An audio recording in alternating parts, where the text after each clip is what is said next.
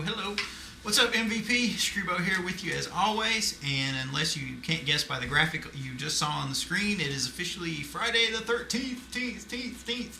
You'll see that I have in my hand an advanced copy of Friday the 13th, straight from Platinum Dunes. Michael Bay sent me this copy for us to review. A lot of suckers had to go out and watch it in the theaters, but not us. We get to check it out here on the Mutantville Mothership, free of charge. No, not really. Though we did just watch the brand new remake of Friday the 13th from the director of the, if you want to call it a film, the remake of the Texas Chainsaw Massacre, Marcus Nispel. We went to check that out today, so we have decided, since it's Friday the 13th, we've got a brand new Friday the 13th movie out for the first time in, since in basically 6 years since Freddy vs. Jason came out, that we would have ourselves a little mini Friday the 13th marathon.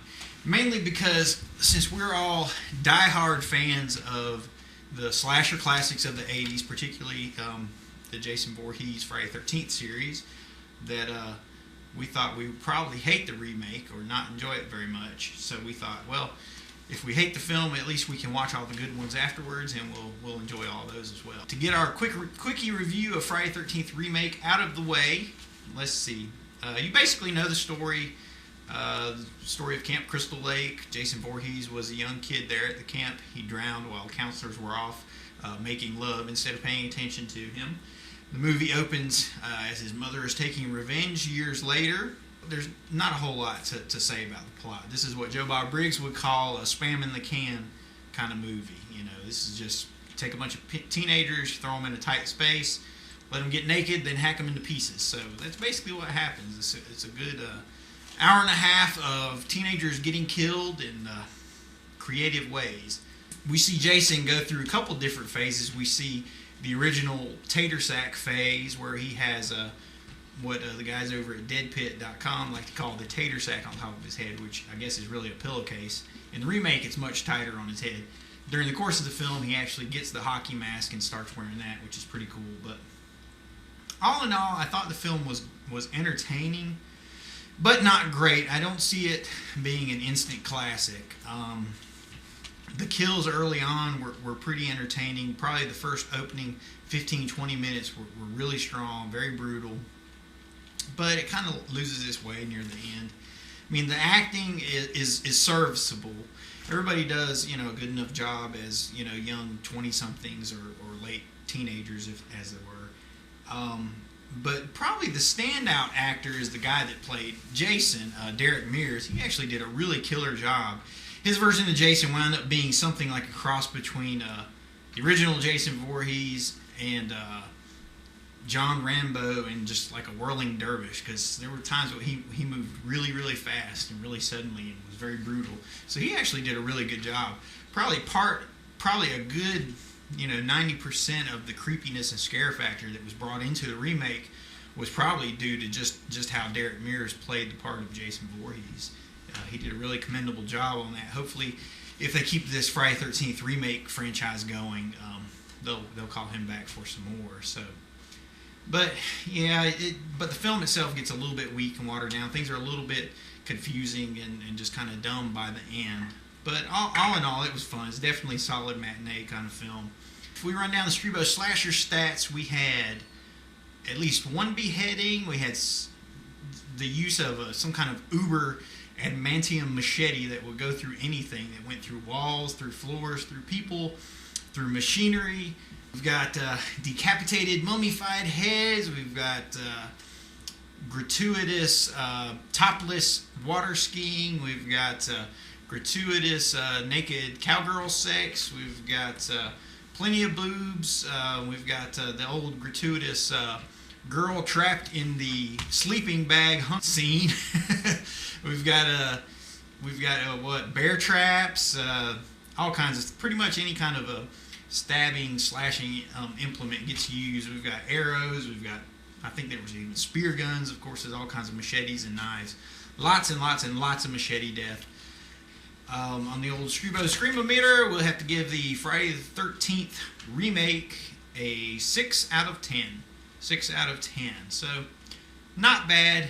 Definitely good, but not great. there was room for improvement. Maybe if we see an uncut version come down the pipe a little bit, might be something that's even better. We are going to enjoy ourselves Friday the 13th. We're going to check out all kinds of Friday the 13th madness. You can see right here I actually have, this is the uncut UK version of Friday the 13th, which was basically just now released in the States in a Region 1 version. It has the commentary and the extended kill sequences and whatnot. We've got pretty much everything we need to get this marathon going. We've got our gigantic complete history of Friday the 13th, Crystal Lake memories. This is essential for any diehard Friday the 13th fan. Everything you've ever wanted to know about the first 11 Friday the 13th movies is all in here for perusing. We've got a couple other books too. We've got the seminal book on slashers, Going to Pieces, Legacy of Blood.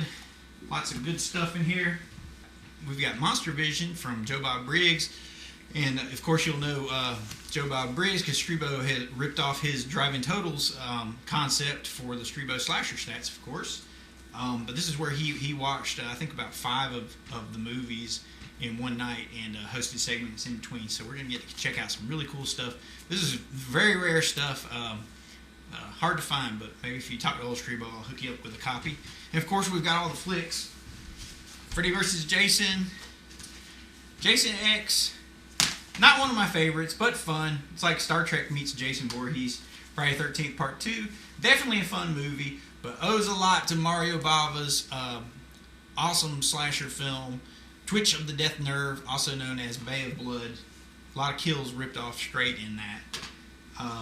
Friday the 13th Part 3 in 3D, and we actually just picked up the brand new 3D version of Part 3, so we're going to watch that on the gigantic screen here in the Mutantville Mothership.